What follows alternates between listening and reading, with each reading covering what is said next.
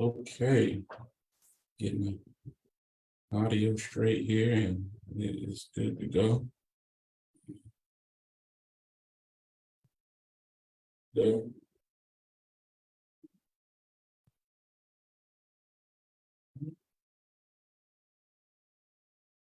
Hope everybody had a good Christmas, Merry Christmas, good New Year.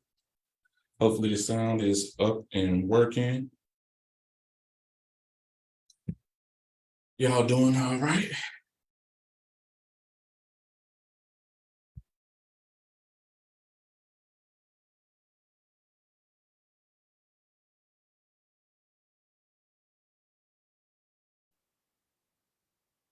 Okay, just giving a few moments for one or two people to come in and then I'm gonna get going.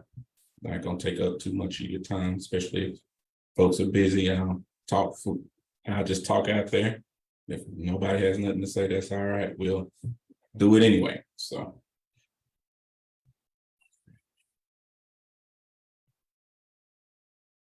but if you have any questions, please throw them in the chat. This is my way of trying to give back. I mean, the conversation. I feel like financial saving, investing, just finance in general. That's my passion. Financial planning, helping people. I think that's the thing that I love to do. Not, I think I know that's the thing I love to do. It doesn't matter the time of day. I love talking to people about it. Of course, that's why I started my own business to do that. But also, it's the fact of giving. I know everybody. A lot of people don't know what a financial advisor does, or never had a financial advisor, or they just have a question or two. So they may not need a financial advisor. They just got some basic things that they want to get straightened out in their head, and they want to start 2023 right. So we want to do that, talk about some goals, talk about things that may be ways to help you save some money, and go from there. Any other questions that pop up, I'm glad to answer them the best I can. And just know that this information, we're on Facebook. This is Facebook Live. This is streaming. So you're talking about things that are going to be general in nature. So if I'm not going to call your name out and put you out there, if you just got a question, you want to put it in the chat or send me a private message or something, I'll check. And I'll be checking my messages, and I'll answer the question out loud, but I won't call your name out for your privacy's sake. If you don't want that shout out, if you do want to shout it out, that's not a problem either. So that's where we'll go there. But just please keep in mind that the information that I'll be giving out tonight is not specific investment advice. Please consult your tax advisor, your investment advisor, financial advisor, or financial professional for specific investment advice. If you are looking for that type of advice, please feel free to give me a call. But the information that I'll give will be general in nature, not specific to your full situation, because I don't know your full situation yet. But if you want to have that one-on-one conversation, I do that for free as far as that first meeting, and we'll go from there. And then we can kind of get to the nuts and bolts of your situation and really get to the nitty-gritty there. But it's still going to be good information, so let's just get right into it. It's 2023 coming up. I mean, there's a lot of news out there. A couple of things we're going to talk about is one, we're going to talk about what I put down here. Recent news, recent financial news. If y'all want to talk about Trump taxes, we can talk about Trump taxes. So it doesn't matter, literally. 2023, any goals, financial goals, talk about how to set them, any type of maybe some ideas for some financial goals in 2023, some reasonable goals that you can hit and improve upon. There's great to have some stretch goals, some big goals, but also some things that you hit and accomplish. We want to make sure you're doing that so you don't give up. So ways to save. If it's some folks on here, they can put in the comments different ideas to save, ways that work for you that can help somebody else. That's even better. Have that community here and try to help other people out. Share what you know. And then Investing, we can talk about that. Everyone's favorite topic, investing. Saving for retirement. There's a lot of stuff in the news with the retirement, with some retirement changes with the retirement accounts coming up, but that was actually just passed in the Senate, passed in the House, and actually Joe Biden, I think, signed it. President Joe Biden signed it just, I think, today, if I'm not mistaken, but it's passed Congress, so it's pretty much a done deal there. You also have insurance, life insurance, just insurance in general, protection is important. So we'll talk a little bit about that. And then the last one, which is not related to the last one, but scam alert. There's a lot of, scammy stuff on the internet, and just want y'all to be aware of it. And if it is anything you came across that you're kind of concerned about and you want to send it to me and I'll let you know. Send me the article, send me the the website, whatever the case may be, the pitch, whatever it is. I don't mind giving my 2 cents in general on something like that, but really we got to look out for each other. There's a lot of slick talking folks on social media or just in general, and they're not necessarily looking to take advantage of you. They're just more interested in themselves than you. And as a financial advisor and a fiduciary financial advisor, my job, my obligation is to my clients first, and put their needs above my own. And that's what I do for. I love that matches my spirit. That gives me fulfillment. So it's a good thing for me. So and it's just something I enjoy doing. So all right, let's. I don't know if anybody wants to talk about it. I'll kind of just start with Trump's taxes. I don't know if y'all heard about that. His taxes were finally released. It was a couple of years where he paid, I think, like $750. There was a couple of years where he didn't pay anything. And then actually, I think one of the more recent years, he actually had a $5 million refund. Yeah.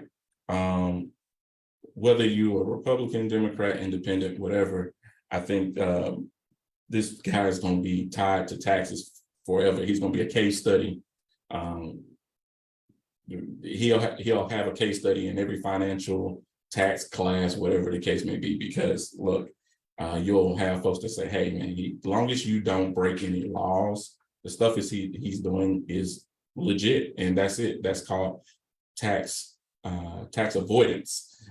Tax avoidance and is different from tax evasion, where you may be breaking some laws there. So allegedly. You do want tax avoidance. You do want to limit your tax liability.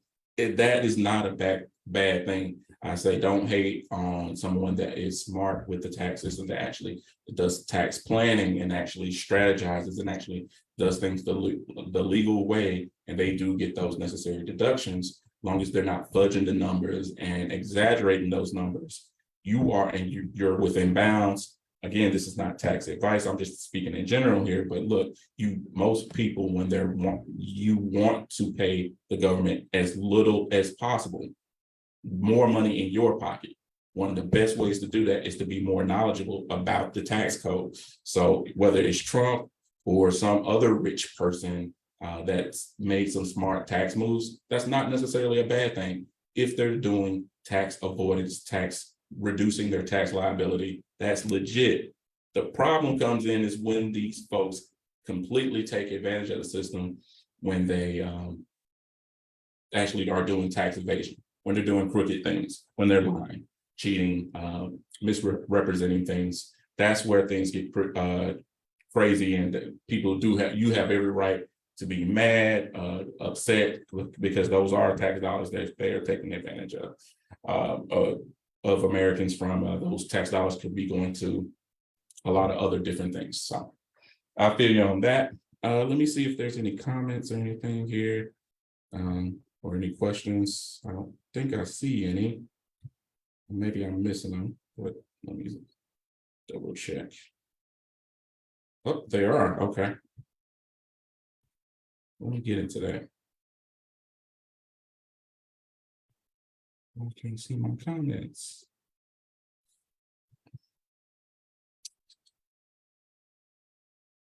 Oh, sure.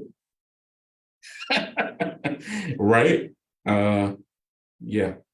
He had, yeah, Trump had a over $5 million refund, y'all, um, just recently. So that article just, I mean, the news, the House, a House committee, it was the last minute. Of course, they would wait to the end of the year to release it. The last business day of the year to release his taxes, but that's how it was done. So basically, nobody really paying attention, not really knowing what's going on with that. So it'll be forgotten in a week. So it doesn't really matter. He's no longer president.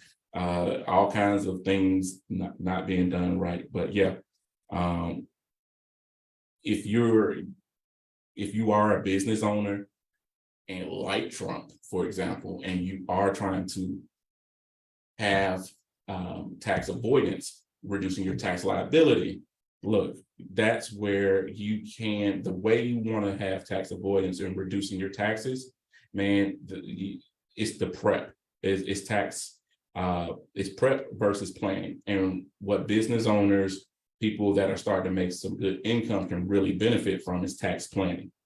If you actually have tax planning, you actually can take advantage of that tax avoidance strategies, tax reduction strategies, reducing your tax liability. And those are all very similar words there. But what I'm really talking about is just finding ways to reduce your taxes legally.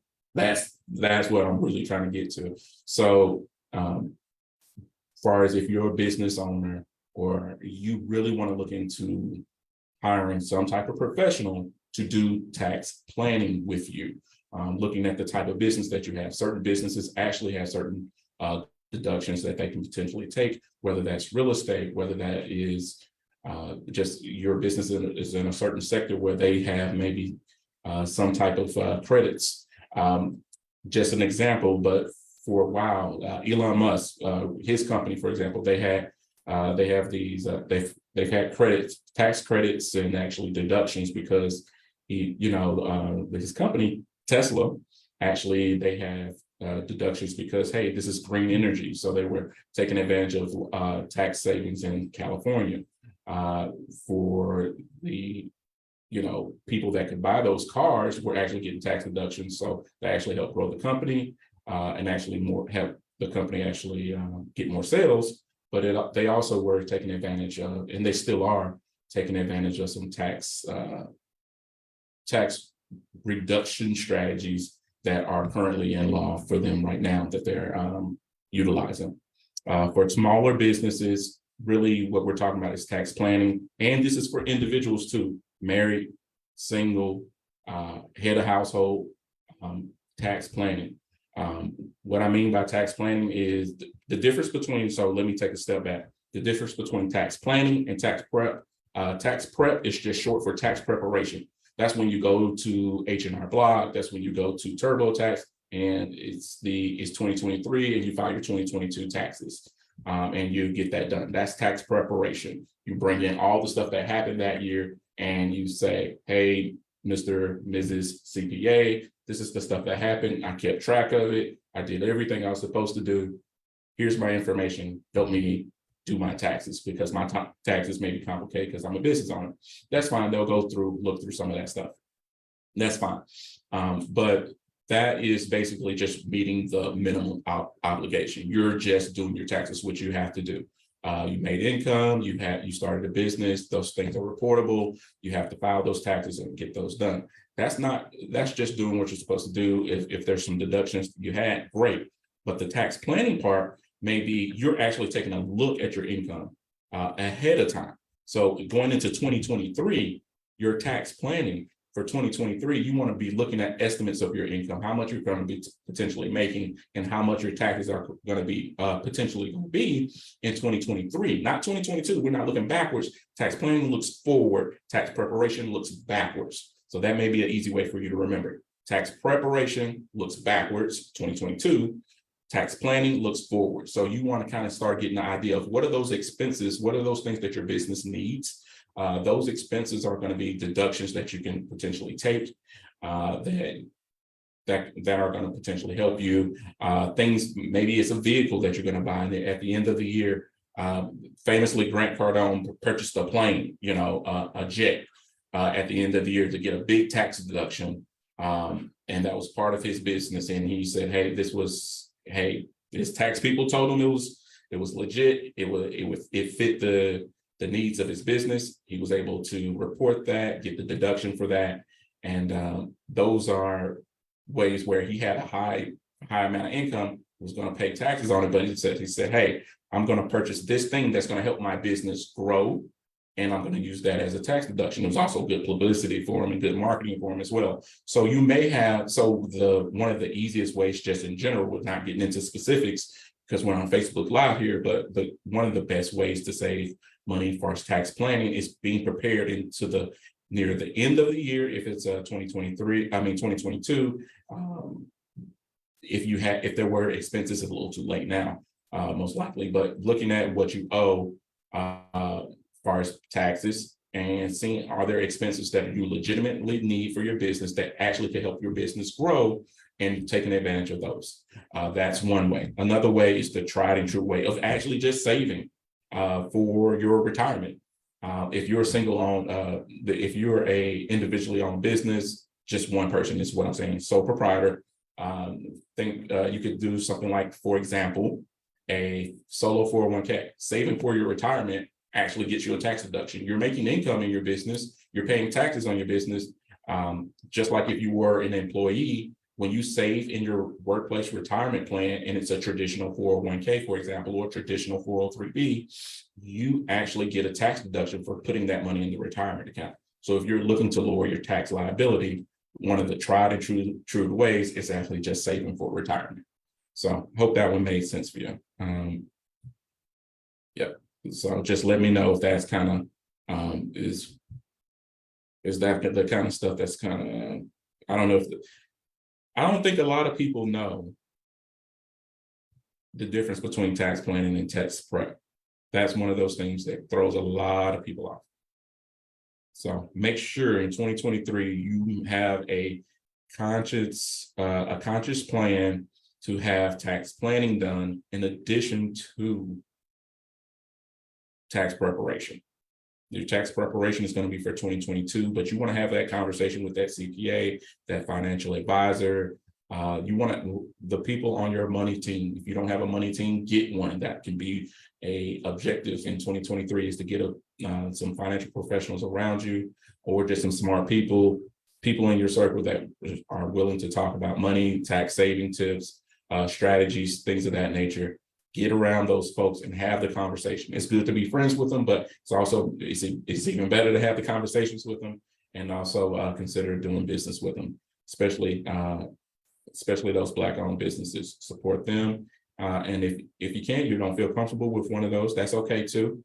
There's several great other financial professionals as well, but of course, I got a special place in my heart for our Black-owned businesses. So, okay.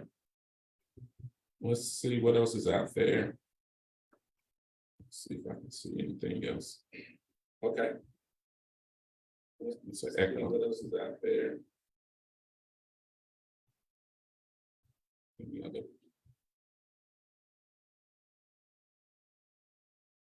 Yeah. If you try now, look. I talked about scam alerts. I mentioned that at the end, but I'm gonna just jump a little ahead of that. PPP folks, folks that try to hustle, have a hustle with taxes, that's stretching them.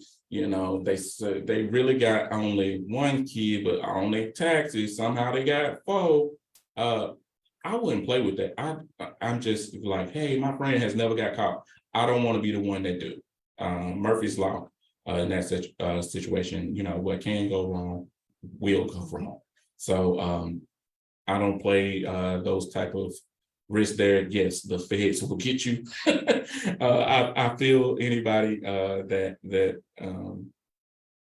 wants to save on taxes, and it's causing you pain. I feel you, but it's not worth it. So anybody that's trying to tell you that you can get an extra refund or get bigger refunds, and you're filing all the expenses and you're doing everything the right way, and you do have a qualified tax professional, whether that's an enrolled agent, a CPA.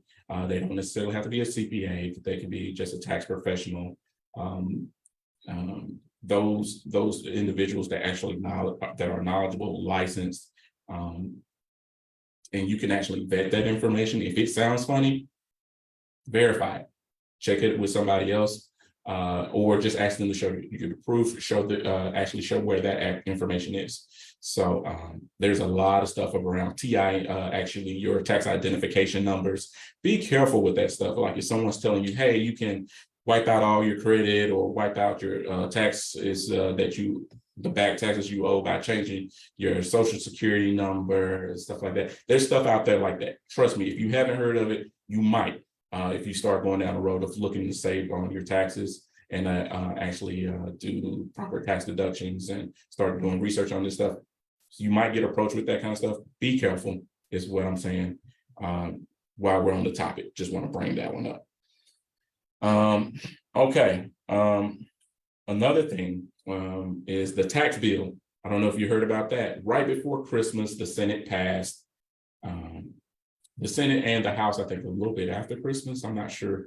But it's been passed that, let me pull up the article because I don't know all the specifics on that. It just passed recently. There's a lot of different rules, especially with retirement. So that was big, that they are going to start allowing here in the future with the new passing of this law that you can tap your 401k back. Basically, when I say tap, you can actually withdraw money from your 401k before age 59 and a half for emergencies without being penalized. That's the gist of it. Is basically what's called a hardship withdrawal that allows you to take some money out of that account and you not be penalized. So this is going to be coming to 401ks, and some of these new rules that they have for the retirement changes, some go into effect 2024. They're not all instantly. They're not all in 2023. So as that comes out, be on the lookout for that. One of the ones that's considered good is what they're going to start doing is automatically in, I think, 2025 or 2024, one of those two. What they're going to have employers do, not the small business owners, but let's say a little larger businesses, that, hey, you're going to have automatic 401k enrollment. So if that company has a retirement plan, what you're going to have is automatic. You're going to be, when you sign up for that job, if you never remember to go sign up for the 401k plan, you never look at it. What they're going to try to do is basically have that you automatically be enrolled in that plan at a default rate, where a portion of your paycheck is going to go to your retirement regardless. So a contribution by you, the company may or may not have a match, but you're going to be automatically enrolled in that. And it's going to be your choice to opt out rather than to opt in. Currently, you have some companies do an automatic enrollment, some don't. But basically what this law is doing is basically expanding the opportunity for people to have auto enrollment into retirement plans. So in theory, it's a good thing of people hey, they don't even notice the money. Most people don't even notice that the retirement money is coming out of their paycheck and going into a retirement account, especially when it's 1% and 2%. That's not necessarily enough for your retirement, but at least something is always better than nothing. Small seeds are better than no seeds going into those accounts. So look, it's considered better than nothing. I'd rather somebody, and I've had this happen. I've spoken to people that are 60 years old, 65 years old, 70 years old, and they only have 10, 15, 20, 30, $50,000 in a retirement account. And that's the money that they have. They have Social Security maybe, and that's it. And that's their nest egg. And they have to live off of those monies for the rest of their life. So the sooner you can start saving, the better. And the automatic enrollment actually allows people to start saving maybe, and they don't even notice it. Maybe they even change jobs a couple of times and they never sign up for a retirement plan. They don't fool with any other paperwork. They'll actually still have something there, even if you're irresponsible to the point where you never think to save for retirement at all. And it's not a bad thing that if don't feel bad talking to a financial advisor because you waited till 60 or 55 or whatever age you are and you haven't saved. So if that's somebody on here and you want to have a conversation, let's talk about it. Let's look at what your expenses are and let's start preparing, start somewhere. But yes, that's what this plan is doing. They're actually giving some opportunities there. So you'll be seeing more rules and things about that coming out. And then anybody has some 2023 goals they want to talk about. I have some things that I talk about with clients or people that I'm assisting. I can give you some ideas for some 2023 financial goals. And we can kind of talk about those. It may be simply to just, let's start 2023 goals and just starting to save, build an emergency fund, right? One of the most essential things that you need is to have some money just in case. I love how Chris Rock says it. It's an in case fund. In case some ish happens, you need some money set aside, right? you definitely need to put some money to the side, and you can name that whatever you want. But I do like when people create a savings account that's maybe even separate from the account that you have. Maybe you have a bank account at let's say a Black-owned bank like United, One United, actually. That's a Black-owned bank. You have that's your main checking account. Well, your savings account may be locally with Regions Bank or with Smart Bank.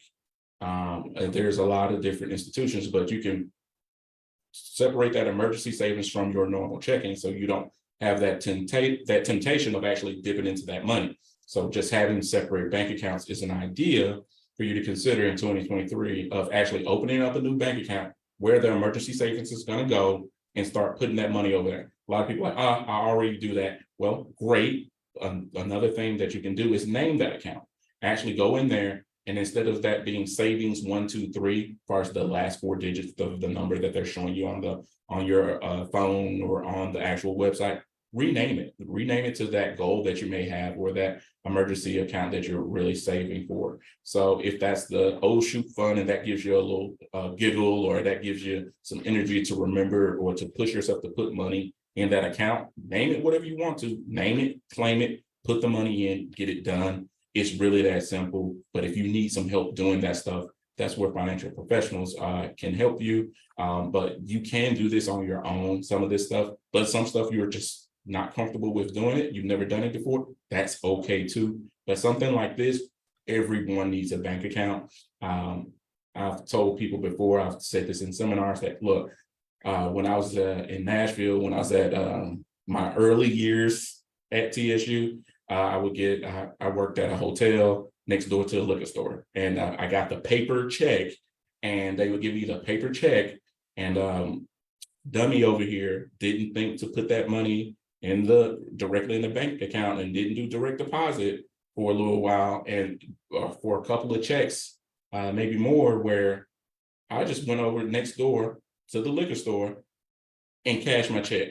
So I paid money to get my money to the liquor store. And then while I was there, I made the even further bad decision of buying something in the liquor store, buying stuff in there. So I was paying extra upon it. So just little stuff of just having your bank account set up, direct deposit set up. In the scenario for me, like, yeah, it's great to have the savings account. It's great to have the bank account. Are they linked? Are they, is the money that's coming out of your paycheck, is it set for direct deposit? Do you have it named on your actual mobile phone or on your your desktop, your computer, to where you know the difference between them, and it's just not a difference between numbers. Especially if you're married as well. Some folks have joint everything together. I like having it all together in one pot, as far as those salaries, those income checks all coming into one place. Some like saying having the his and hers accounts. Those are totally okay. What's her money is her money. what's his money is his money, but also being conscious about you both putting money in a savings account, an emergency savings account, the travel account, the fun account. Some people miss out on opportunities there to save money for those trips because they're disputing whether they should have a joint account or separate account. Let's pick an account, name it the Jamaica Fund, Jamaica Fund 2024, 2023, whatever the case may be, and let's start putting some money in there so you can enjoy yourself, do it responsibly, but don't just put money in the Jamaica Fund. Make sure you put some money in the emergency fund too, so that if something happens, you're not mad at each other because, hey, now you can't go on the trip because neither one of you put any money in your savings and your emergency savings because something in the house broke or the car broke down or somebody got sick and there was a high medical bill that needed to be paid. So doing those little things actually are essential. I call it automating your savings. Find ways like that to get that money in that account. Let's see. Any questions out there that I'm missing? Let's see. Feel free, y'all, to throw some questions out here. It helps me out, so I'm just not rambling.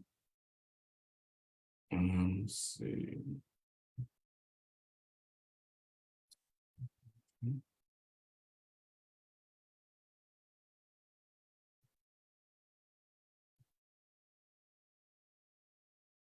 Oh, shoot. Hey, I'm learning how to work this. So, yeah. So yeah, I saw a comment mentioning, hey, that part-time employees will be enrolled too. That's huge. That's huge. So if you're doing a side hustle and you're going to be enrolled and can take advantage of those retirement plans, that's fantastic. There's been rules on that limit certain hourly employees. Maybe you're not full-time, and then you can't take advantage of some of those retirement benefits. So if they're doing that, I don't know the specifics of that, but that's huge because I've actually worked with several different employers for their retirement plan and helping people get signed up. And some people just don't meet the qualifications or the requirements to be enrolled in the 401k plan because they don't have enough hours. They're part-time. Maybe the limit is 20 hours and they only have 16 or something like that. So some companies allow more flexibility there, but there are actually rules. There's rules that actually gives minimums to where they can actually they have to allow you at a certain threshold. So if they've expanded that to more people, that's the more the better there. So I like that. Yeah. So yeah. Yeah, savings, getting some of that stuff automated. If you have any questions there, let me know. There's also you can actually, if you're being smart about as far as opening those savings accounts and you're going to dump a certain amount of money in, be a little shop around a little bit. Sometimes there's specials, there's bonuses. Yeah, it's small, it's extra $200, $300 or something like that. If you put in a certain amount in a bank account or in a savings account and don't touch it for a certain time, they have restrictions and rules. Some accounts do. Great. If you can get a little bit more out of it, why not? Just for putting your money in the account that you weren't going to touch for a certain period of time anyway, you're already going to do it. Why not get an additional reward on that? So if you can do that, cool. But if it's something where you want to support a certain bank, you have certain relationships there, that's very important too. So when I talk about savings, we talk about banking. Relationships do matter at these different banks. So there may be someone at Smart Bank that is very smart, knowledgeable, like people that I know at places like Smart Bank, where they can help you, whether it is for your small business, whether it is at your just in your personal savings. Maybe it's debt. With debt, they can help you with those things. Same things with Regions. I know Regions Bank. I know some people that work there at different levels, as far as managers, corporate people, where hey, you have good relationship with those folks or that company, and you're having a good customer service experience. They're treating you with respect, with dignity. They're like, when you come in, they don't think you're trying to rob the place. And trust me, I've heard stories. Yeah, you want someone that's actually they can recognize you, they know your situation, and they can actually help you with some of that stuff. That's huge. Some people don't even go to the bank anymore, and they do a lot of stuff online. That's fine too. But if you do have some needs, it's good to have a banker in your corner. That can be somebody on your financial team.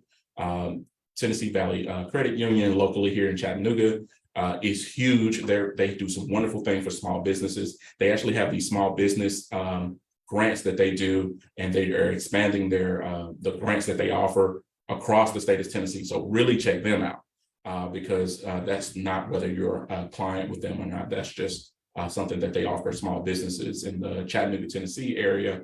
I'm not sure about any larger than that, but I know in the Chattanooga area, even in Cleveland, even in North Georgia, they have small business opportunities, small business grant opportunities called the LEAP grant. Really check that one out. Investing. Anybody got any investing questions out there? Please put them out there for me. If you got some investing questions out there, let me know, or just a topic, not necessarily a question, just something you want to hear me talk about, a point that you want to make. If you have some saving tips, if you have some just some general education. Now, I don't want anybody trying to tell anyone the next hot stock the next hot stock tip. We're not doing that. So, but if you want to talk about something, a company or something like that, what to look at, that for general education purposes, cool. But I won't be making any stock recommendations for you. This is for general purposes only, but education wise, I'll talk about it. If you have goals for your kids, hey, this is for 2023. You want to build wealth, you want to save. This is the time to really start looking at that. It's 2023 already in my book, so it's past time. Let's get going. If you haven't started investing, if you haven't started saving, or you need to save more, if you know you're only putting $10, $25, and you're making a lot more money than you originally started with, if you were making $50,000 when you first started saving and you were saving $50 still, and you're now making twice as much as you were then, that's a problem. You got to correct it by increasing that savings amount, because you're not saving a large enough amount that's actually going to make a difference in your retirement, for the goals that you have, the type of car that you want. Those goals and the ideas and the things that you really want to enjoy have gotten bigger and grown. So should your savings. Your savings rate should at least stay the same. So if you have a 10% savings rate and you're making $50,000, that means you're saving $5,000 a year. And that may be through a series of different ways. It's not coming all out at once. It may be from the 401k. It may be some going into emergency savings. There may be some going to a brokerage account, a lot of different places. But hey, in total, you're saving $5,000 a year. That's a 10% save. That would be a 10% savings / investing rate. Maybe a combination of those things. In the past 80s, 90s, early 2000s, you would hear a lot of books generally say that you need to be saving. Your savings rates needs to be roughly 10% or more, but usually 10%, maybe then over time it's switched to 10 to 15%. Now you hear people saying, hey, if you're in your younger years, if you're in your 20s, your 30s, your 40s, 15 or more, you need to be really saving in those accounts to make sure you can actually retire properly, so you can actually reach the goals that you're trying to reach in an adequate amount of time before you start getting antsy and start saying, hey, I'm just going to use this money, I'm going to use debt, or whatever the case may be, to buy these things. And another thing, I'm not totally against using debt, but it's using it for building assets, not necessarily for there's a difference between good debt and bad debt. Having a mortgage is not a bad thing. Utilizing credit cards and paying them off immediately is a good thing. If you are paying interest on those high interest credit cards, just know that is something that's hurting you, and working to pay those off this year is a good thing. So if you have some goals like that, let me know. Let me refresh this to see if there's so many questions out here, or just points that people want to make. I don't see any. Let me see here. 1 second.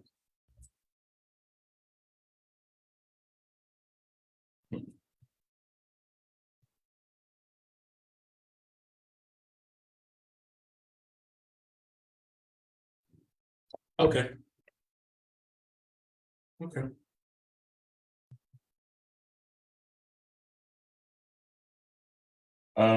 Let's hit it. Investing. So let's start with the basics. When we talk about investing, I'm talking about small steps, y'all.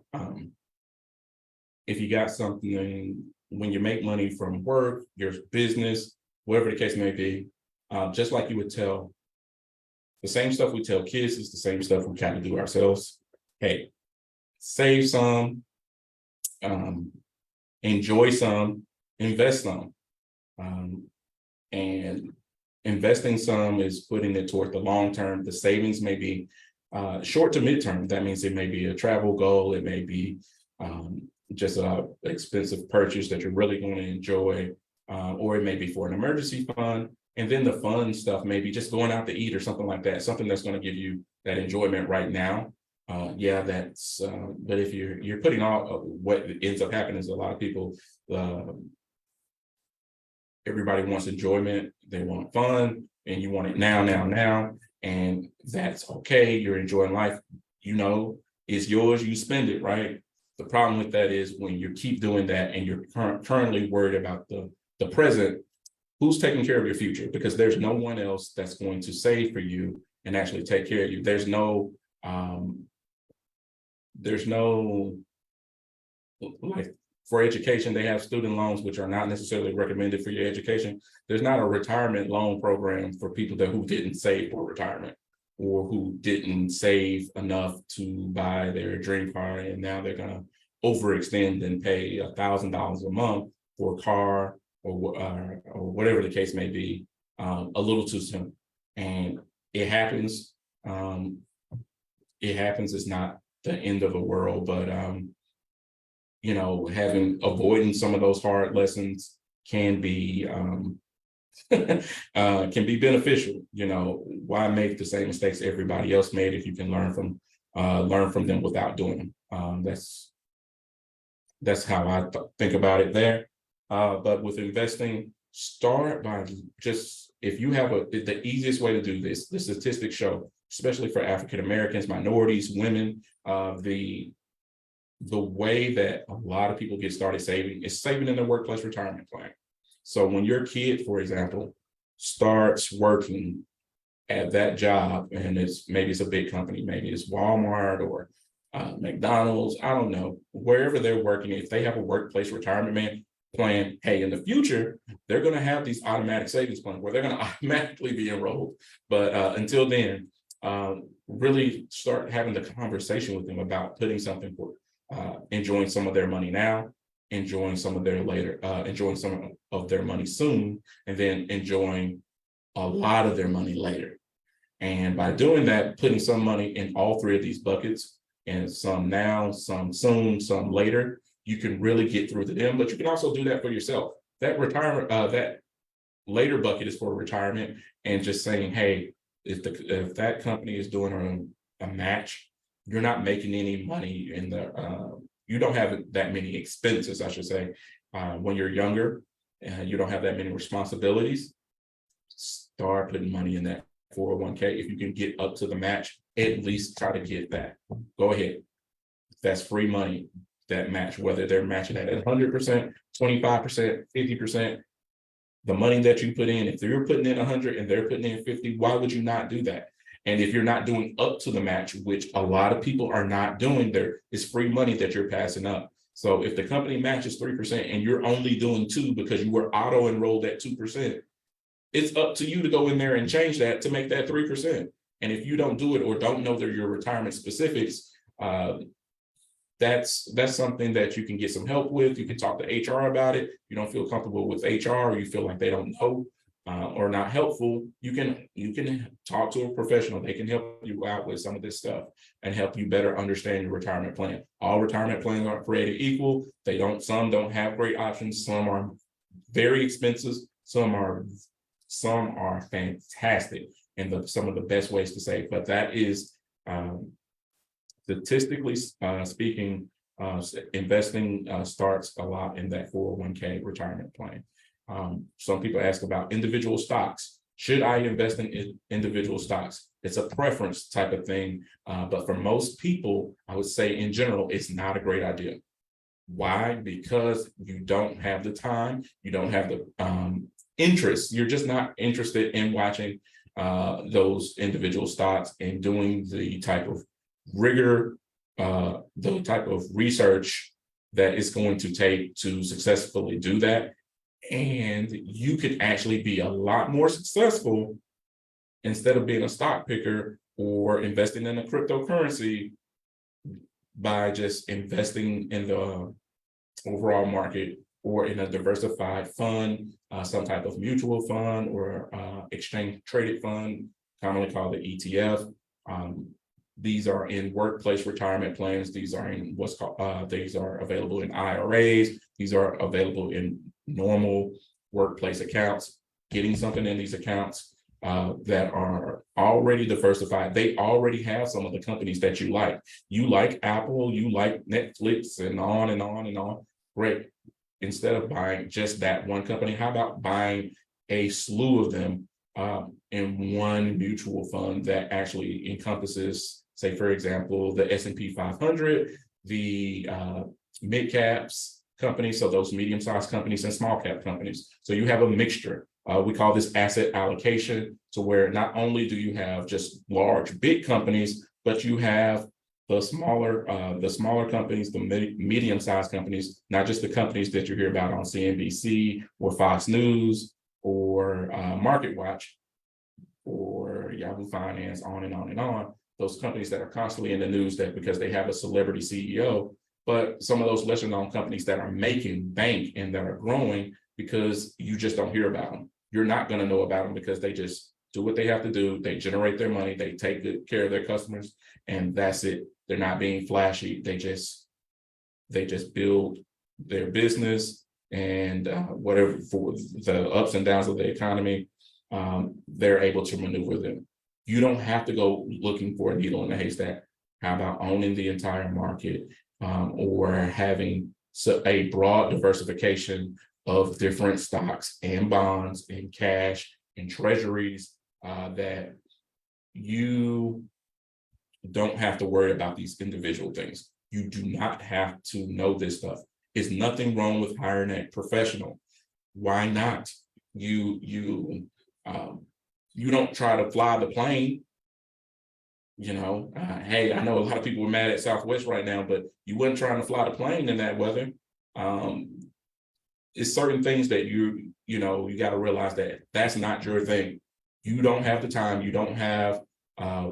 You are great. You're smart. You may be a tech person, an engineer, a medical person, but investments and money is not your thing. That's not a bad thing. But there's some basics that you need to know about saving, investing, and doing things for the long run. But you can certainly work with a financial professional to have them help you with that. It's nothing wrong with that.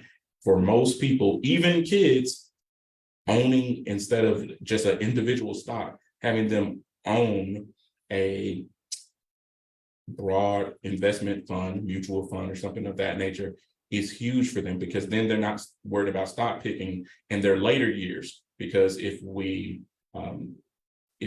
you teach your child only to do individual investing when they're young, and then when they get older and they start getting some real money, and the only thing they've learned is individual investing, and then they crash and burn because they're trying to pick the stock market or they're trying to do technicals, this becomes a problem. Most people don't talk about this. And actually, I learned and I was introduced to investing through individual stock investing when I was in middle school here in Chattanooga. So it was the way that actually gains your interest, but that doesn't necessarily, and it's very helpful for education, great for financial education purposes, but it's not necessarily where you should put your money. It's great for teaching, but it's great for actually getting people excited about how the market works, and it helps the financial profession as far as, hey, hey, maybe I want to be that one day, because I was that little boy. I was that kid that wanted to be the guy with the suit and the tie, and now you don't necessarily need to do all of that, hence what I'm wearing. But it's a great way to teach kids to talk about individual stocks and how they work. I do that with my son for financial education and how things work, but that's not necessarily how you should invest for them. So keep that in mind. Whether that's a cryptocurrency as well, it goes the same there. Just buying one cryptocurrency or a whole bunch of cryptocurrencies for no rhyme or reason doesn't make sense. The other thing I'll say about single stock investing is also we've had seasons like the pandemic where everything went up, but we're in a different season right now. If you've been paying attention to the stock market, it was down 20%. Basically, as far as the S&P for the year, roughly 20% around there. So we call that bear market territory, where the stock market is down about 20% or more. We call that bear market territory. When it's up 20%, bull market territory. So I tell people stock markets, the difference to know between whether it's a bull market or a bear market is to think of your Chicago sports teams. Chicago Bulls play basketball. They're trying to shoot the ball. They're jump up in the air. So bull markets go up, a bull hits you and knocks you up in the air, whereas bear markets are things that are going to bring you down, bring the market down. They're going to, a bear actually, is going to bear down on you, or the Chicago Bears, known for their defense, they're going to knock you down. Not too good on the offensive side there, but that's just little ways you can teach people investing, things to kind of remember. But regardless of whether it's a bear market or a bull market, if you're saving for the long term, you want to take advantage of that. Time is your friend. Time is money in these situations. The sooner you invest, the more consistent you do it, the more likely you are to be successful. And I'm talking right now, but I really want to help you actually start putting it into place. I'm a fee-only financial advisor, which means that, hey, I can actually work with you, and I don't make any money or commission off of putting you in a certain financial investment. I actually get paid in a different way than maybe you've traditionally heard of, and I'd love to talk to you more about that. But if you want to know more, you can just simply Google fee-only financial advisors. I feel that it's a more beneficial way, a more transparent way to charge clients and to help people save and grow their money. And you can certainly look that up. But so I won't get on a tangent on that. This is more about giving and helping people. So if you got some questions, let me know. Let's see. Any definition type things, let me know. I don't see any, so I'm gonna keep rolling. We've talked already about retirement, so I'm gonna hit these last 2 points and then I'm gonna start wrapping up here soon. Insurance. You need insurance. You, just like we talked about emergency section, the emergencies savings, I'm sorry, not emergency section. Emergency savings and insurance, and I'm thinking about life insurance, homeowners insurance, renters insurance. These are protections, and this is like step one of the financial planning. If this is that base level foundational tools that you need to make sure things don't blow up on you. It will really help you if you are making sure, one, if something happens to you suddenly, where's that income going to come from? Where is that income going to come from to support your family? Especially if you have kids, you have a spouse, you are in a dual income household where one of your incomes is not enough to cover all the bills. If that's the case, how is that mortgage going to be paid? Having that life insurance can be a big help. It's not just to bury you. So there's a lot of people that focus on just the burial portion of, hey, that's all life insurance is for. That's not the case. It's not for everything, because that's what you'll see a lot of people promote, but it does have its uses, and the main one is for protection and safety, income replacement. These are legitimate reasons to utilize life insurance. There are cases in which term insurance is great, and there's situations where permanent insurance is totally fine. When we talk about permanent insurance, it gets a little tricky because there's different types, and there's so many complex different ways to present life insurance. There's universal life insurance, which is a form of permanent insurance. Whole life insurance is as well, but they are different from each other. whole life insurance and universal life insurance are different. Then you start adding things like index universal life or variable universal life insurance policies. There's different types of whole life policies, whether they're participating, meaning providing some type of return or premium or dividend. So it can be a lot more than you think, as far as the complexity, as far as life insurance. But you do, when you're starting to talk to these insurance professionals out here that are very smart, very helpful, trying to help you, and when they're talking about insurance, or they're talking about how this insurance can work for somebody, don't remember the reason you need insurance, not the reason why they're talking about on social media or in that meeting, that one-on-one meeting, why they are saying you need insurance. First thing first, you need to come in with a reason why you're needing insurance.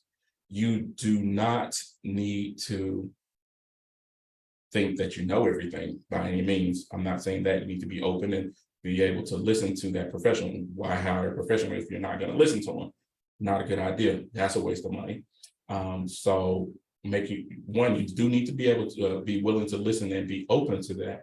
But you do need to make sure, hey, if your purpose and your goal is to say, hey, the reason I need life insurance is to cover this mortgage and the outstanding debt that I have in the event that I pass away. And your debt, for example, with your mortgage and whatever other things that you owe is $200,000. Well, a $50,000 life insurance policy is inadequate. It's not enough for your situation, for what you're trying to accomplish. This is just generally speaking. Those numbers just aren't matching. So if the needs and the protection that you have, that life insurance person should be able to point that out to you, that financial advisor should be able to point that out to you, that fee-only financial advisor like myself, fiduciary financial advisor like myself, should be able to point that out to you. If you're willing to give them the information and details, your financial information, they should be able to look into that thoroughly and present some options to you. Maybe you can afford the higher amount. Maybe there is some other goals and things that you want to do, but they don't have to all be accomplished within that one life insurance policy. One life insurance policy shouldn't solve every problem that you have. And that's a mistake that people get into. So no matter how it's presented, whether they're saying that you can build your own bank, it's just that's a concept. It's a marketing tool. It's not necessarily bad or good. You need to listen to the specifics. So just take that in mind and be make sure you're asking questions, and also looking at what the actual goal and purpose is, and see if are there alternatives.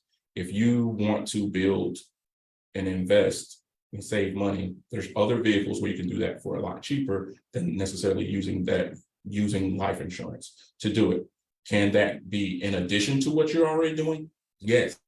For some people with higher incomes, is this a great option? Yes. Please take advantage of it if it's right for you. But you do need a professional that's going to look at your entire situation in order to make sure that is right for you, because it's not for everybody. Some people may need annuities. That is another option for people. Annuities aren't bad. So if you hear a financial person, these celebrity financial speakers, whether if they're on TV or not, all annuities aren't bad. There are some base level annuities that are very straightforward to understand. They aren't all complex, and they can be very beneficial for your retirement. So if you've heard someone say that all life insurance policies are terrible or all annuities are terrible, they are doing you a disservice, and you need to look into that situation with potentially someone else if they're just completely closed off to those, because those things can provide protection and actual service for you. So I won't get too much into it. I'll leave it at that. And then we've kind of already talked about like scams and alerts. It's not necessarily talking about life insurance, but just in general, people will try to goad you into anything. There's investment programs where people are not financial professionals on the internet, and they're just out here talking reckless. They have nothing to back them up. They have no accountability, and that's the issue. So you have to watch out and look out for your family and friends that may be getting pulled into these schemes where they're passing money to each other. It sounds good, and hey, I got paid, but I didn't, and then it felt like if you would do that, why not just reach out to a financial professional? If you're willing to take those kind of risks, what what would it hurt to not just have the conversation with a financial professional for free? It's like for free 99, the first meeting for most people to make sure you're a good fit, they need to at least have the conversation with you. So try to do that before you jump on these investing groups, these giving circles, some of these. Somebody's going to give you financial advice and they're going to be your financial mentor, but they have no actual experience in the financial industries. And just because someone has a lot of money doesn't mean they are qualified to give you financial advice.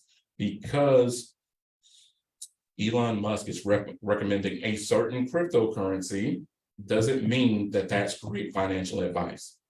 You are at that point taking a very, very you're taking a big risk there when you're doing something like that. Talk it over with your the people that you trust, at least in your family, that are that you respect, that are knowledgeable, that are responsible. There's nothing wrong with taking big chances and big risks. That's the whole point. 2023, I want you to be able to take measured big risks, be responsible, make a plan. I'm here to help. Let's do that in 2023. I'm super excited because I got some big goals that I have in 2023 personally, and looking to knock those out. But I'm starting with the small steps. It's the little things that you do that can really build your success. It's not necessarily just the big goal. It's those little things that you do leading up to that mountaintop that's going to really get you there. It's taking that first step. It's opening the bank account. It's starting to actually put money in that savings account. It's actually to look at those that debt and that student loans. Yeah, you actually need to start looking at that, having the conversation, and actually starting to work through that stuff and actually meeting some of that stuff head on. You don't have to do it all at once. One meeting at a time, one day at a time. Set a reminder. Hey, once a month, I'm going to look at my finances. I'm going to maybe mark it as a Sunday or Thursday night, Tuesday evening, whatever the case may be. This is where I'm going to have this time to myself, and I'm going to spend an hour, 45 minutes, 15 minutes, whatever the case may be, to start working on myself financially, building myself up, and start having success in 2023. If you haven't heard of SMART goals, look that up.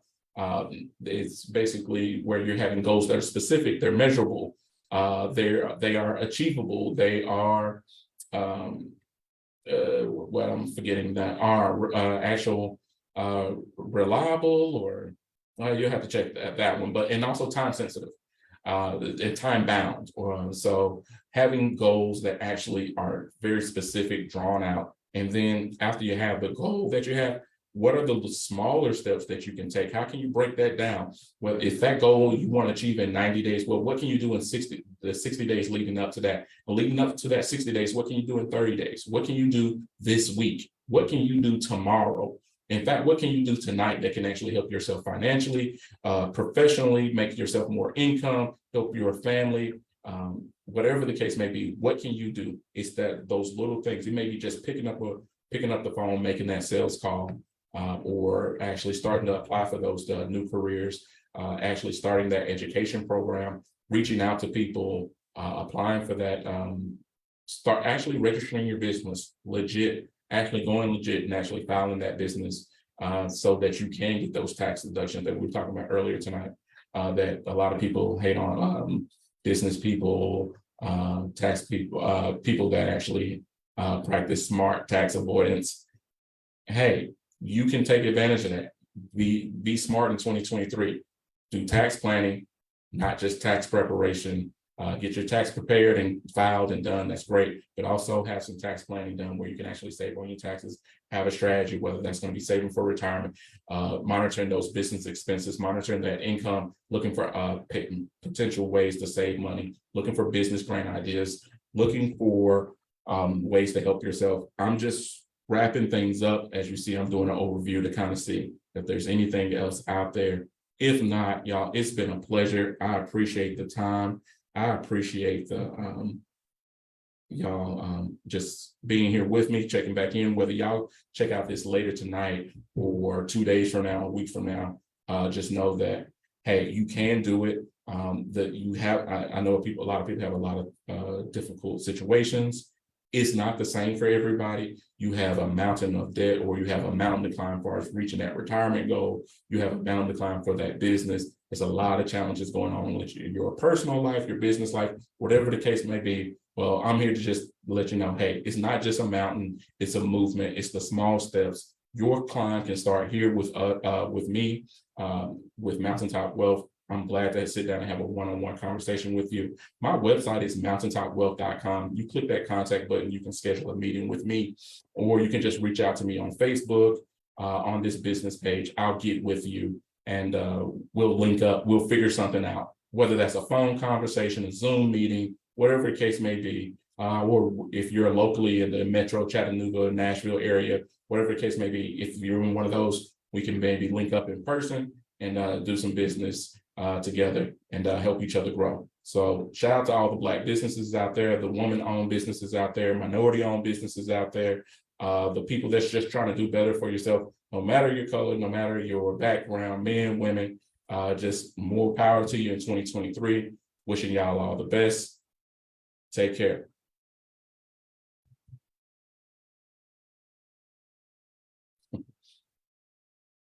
Said all that. Now I need to be able to close out. All right, then, y'all. See you.